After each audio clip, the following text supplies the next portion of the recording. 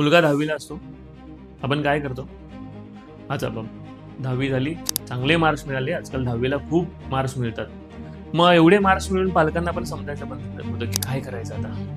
मग सायन्सला घ्यायचं आहे, की काय करायचं आहे, काय करायचं आहे? मुलगा तर अभ्यास करत नाहीये, काय करतोय, मोबाईलवरती आहे, कसं होणार, काय होणार? मग त्याच्या मागे ओरडत बसणार.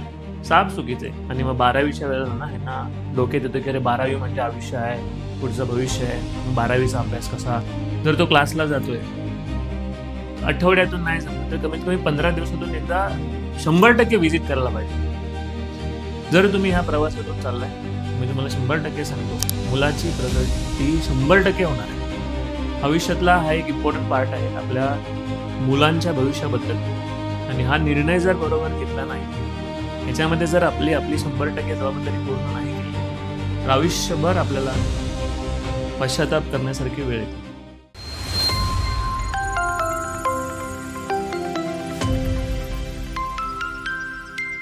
नमस्कार मंडळी, आज एक इम्पॉर्टंट टॉपिकवरती डिस्कस करणार आहोत आपण. आणि हा व्हिडिओ आहे ना, जेवढ्या लोकांपर्यंत पोहोचू शकतात तेवढ्या लोकांना पोहोचवा. कारण आयुष्यातला हा एक इम्पॉर्टंट पार्ट आहे आपल्या मुलांच्या भविष्याबद्दल. आणि हा निर्णय जर बरोबर घेतला नाही, ह्याच्यामध्ये जर आपली आपली 100% जबाबदारी पूर्ण नाही केली, तर आयुष्यभर आपल्याला पश्चाताप करण्यासारखी वेळ येते. लास्ट 20 वर्षापासून 20 वर्षामध्ये मी खूप सगळ्या स्टुडंट्सना बघितलंय, पेरेंट्सना बघितलंय. खूप सगळे एक्सपिरियन्सेस आहेत. एक एकदम एव्हरेज स्टुडंट होता. काही भविष्य वाटत नव्हतं, की काय करणार, काय नाही करणार. पण पालकांचं नेहमी त्याच्यावरती असलेलं ऑब्झर्वेशन, त्याच्या काही प्रॉब्लेम्समध्ये सल्ले घेणं किंवा त्याच्याशी चर्चा करणं, टीचरांशी चर्चा करणं किंवा कोणी एक्सपर्ट आहे त्यांच्याशी चर्चा करणं आणि मग त्यातून मग तो मुलगा हळू कॉन्फिडन्स गेन करतो आणि पुढे जातो. पण ना एक सीरियस प्रॉब्लेम आहे आजकाल. बघा, हा व्हिडिओ कदाचित तुम्हाला वाईट वाटेल, गोळी लागेल मनाला, की "अरे यार, बरोबर आहे, आपल्याबरोबर चालू आहे." त्यामुळे मी म्हटलं, की व्हिडिओ चांगला वाटला तर तुम्ही सगळ्यांना शेअर करायला पाहिजे. मुलगा 10वीला असतो. आपण काय करतो? अच्छा मग 10वी झाली, चांगले मार्क्स मिळाले. आजकाल 10वीला खूप मार्क्स मिळतात. तुम्ही बघा, ज्यांना सरळ स्पष्ट वाचता येत नाही त्यांना पण 50-60% भेटायला लागलेत. मग 90, 95, 98 तर आरामात मिळून जातात. मग एवढे मार्क्स मिळून पालकांना पण समजायचं बंद होतं, की काय करायचं आता? मग सायन्सला घ्यायचंय का काय करायचंय, काय करायचंय? ठीक आहे, लोकं सायन्सला घेतात. सायन्सला घेताना त्यांना कळतं, की अरे बाबा, इंजिनिअरिंगला जाऊया नाहीतर मेडिकलला जाऊया. तेच समजायचं थोडंसं कन्फ्युजन असतं, पण ते थोडं कसं तरी मॅनेज करून टाकतात. चला, इंजिनिअरिंगचं करा. खूप वेळा असं होतं, की मुलाला पण माहिती नसतं, पालकांना पण माहिती नसतं, की आपण सायन्स का घेतलंय. पुढे जाऊन त्यांना कळतं, की अरे इंजिनिअरिंग करायचं होतं तर बायोलॉजी घ्यायचंच नव्हतं किंवा मेडिकल करायचं होतं तर मॅथ्स घ्यायचंच नव्हतं.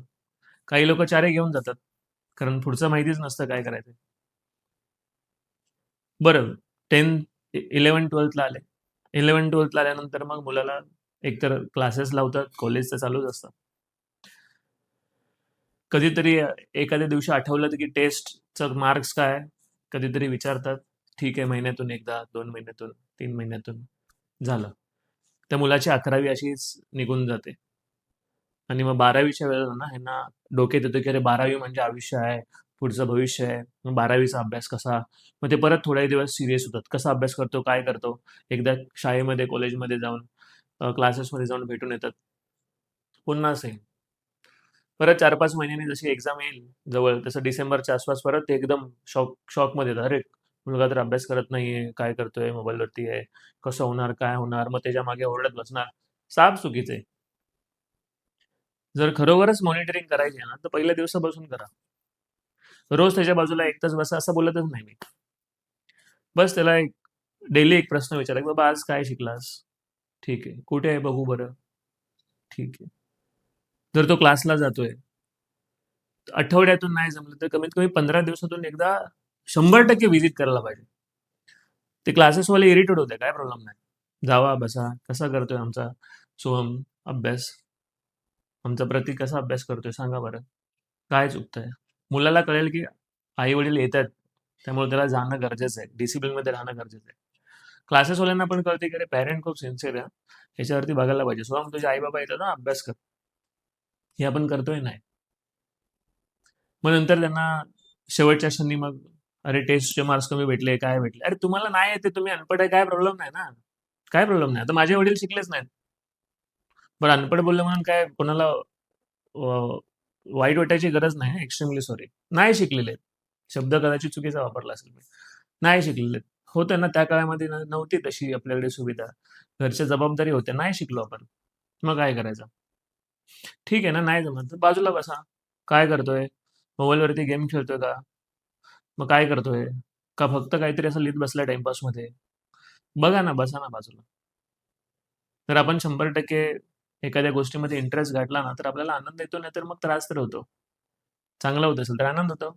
मनाच्या विरुद्ध असेल तर त्रास होतो. काहीतरी होईल. त्यामुळे बघा काय होतंय. जर 2 वर्ष तुम्ही त्याच्याबरोबर आहात किंवा 10वी मुलगा आहे, 10वी मुलाबरोबर तुम्ही हा एक प्रयोग केला. काय चालला अभ्यास? दिवसातून एक प्रश्न विचारायला काय? तुम्ही करता कोणासाठी?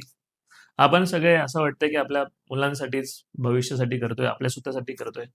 ज्यांच्यासाठी तुम्ही एवढं सगळं युद्ध लढताय, एकदा बघा आणि नाही समजत आहे तुम्ही त्या मागे लागायची गरज नाही. खूप सगळं काही ओरडायची गरज नाही. एक रेग्युलर प्रोसेस. काय झालं? कसं झालं?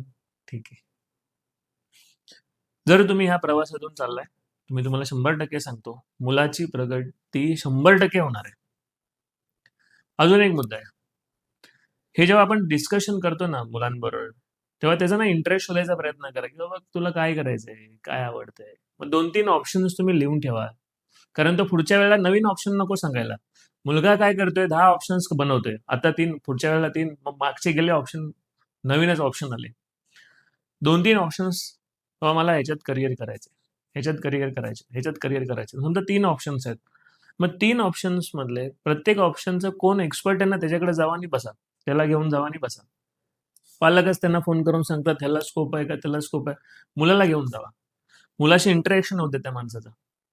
तो याला काय विचारेल, काय याचा क्वेशन्स आन्सर्स होतील. मग समजेल की अरे हां, हे ह्याच्यासाठी चांगलं आहे किंवा मग सल्ला देईल की हे नको करू, तुला ते दुसरं चांगलं वाटेल.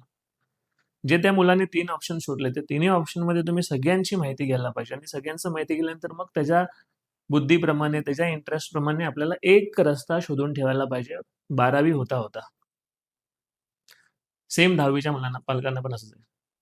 मग 12वी झाल्यानंतर, रिझल्ट लागल्यानंतर जेव्हा आपण प्रश्नचिन्ह उपस्थित करतोय, काय करायचं, काय करायचं? मग टाईम निघून गेलेला असतो. मी तुम्हाला सांगतोय की ही परिस्थिती आहे ना, मी इंजिनिअरिंग झालेल्या मुलांची बघतोय. म्हणून मी पालकांना सांगतोय की आत्ता 10वी आहे किंवा 12वी आहे किंवा 11वी आहे. त्याच्याबरोबर चला. तो काय अजून 50 वर्ष शिकणार नाहीये. अजून 4-5 वर्ष शिकणार आहे. रोज आपल्या डोळ्यासमोरच आहे. मग दिवसातले 5 मिनिट त्याच्यावर बसून डिस्कस करून काय चाललंय, काय नाही चाललंय. 15 दिवसातून, 10 दिवसातून एक व्हिजिट केलेली त्याच्या कॉलेजमध्ये किंवा क्लासमध्ये. दोन्ही ठिकाणी नेहमी जायची गरज नाहीये. काय प्रॉब्लेम? मला असं वाटतंय की मुलाचा जो पाया बनतोय ना, तो आत्ता ह्या 10वी पासून 12वी पासून ग्रॅज्युएशन पर्यंतचा आहे. आणि त्याच्यामध्ये पालकांचं खूप मोठं योगदान आहे. कारण मुलगा जे बोलेल ते आपण करायचं. मी असं म्हणेन की त्याच्यावरती विचार करून 4 लोकांशी मत घेऊन मग ते करायला पाहिजे. तर किती लोकांना हा मेसेज पटलाय? मी एक शब्द चुकून जर अनपढ असा बोललो असेल तर बाबा सॉरी, एक्स्ट्रीमली सॉरी. अनएज्युकेटेड, शिक्षण नाही झालं. आपण गावच्या भाषेत आपण असे एखादा दुसरा शब्द असा बोलतो, पण त्याच्यामध्ये दुसरा असा काही इंटेन्शन नव्हता. तर माझे आई-वडील शिकलेच नव्हते. काय करायचं? अंगोठा छाप. पण ठीक आहे ना, त्यांना माहिती होतं की मी काय शिकतोय. विचारायचे कसं चाललंय याचं, काय चाललंय? आणि एवढ्या सगळ्या प्रवासामध्ये जर आपण 5 मिनिटं वेळ नाही काढत आहे, मग एवढं सगळं करतोय कशासाठी? सगळा व्हिडिओ कसा वाटला मला सांगा. मेसेज बॉक्समध्ये मेसेज टाकायचे आणि हा व्हिडिओ जेवढ्या लोकांपर्यंत पोहोचवता येईल तेवढा पोहोचवा. कारण खूप डेंजर सब्जेक्ट आहे हा. ह्याच्यावरती सगळ्यांनी अटेन्शन द्यायला पाहिजे. कारण एक 15 वर्षाचा मुलगा, 16 वर्षाचा मुलगा किंवा 18 वर्षाचा मुलगा 12वी झालेला, त्याच्या डोक्यावरती आपण एवढं मोठं वजन देतोय, पण तो इकडे-तिकडे टाकून नको द्यायला, ते इम्बॅलन्स नको व्हायला म्हणून त्याच्यावरचा प्रवास व्हायला पाहिजे. मग भले इंजिनिअरिंगला मुलगा असू द्या, भले 10वी असू द्या, 12वी असू द्या, त्याच्याबरोबरचा प्रवास आपला व्हायला पाहिजे. चला तर मी थांबतो इथे. जर तुम्हाला चांगलं वाटलं असेल तर चॅनलला सबस्क्राईब करा आणि आपल्या जवळच्या लोकांना पाठवा. थांबतो मी. Thank you very much.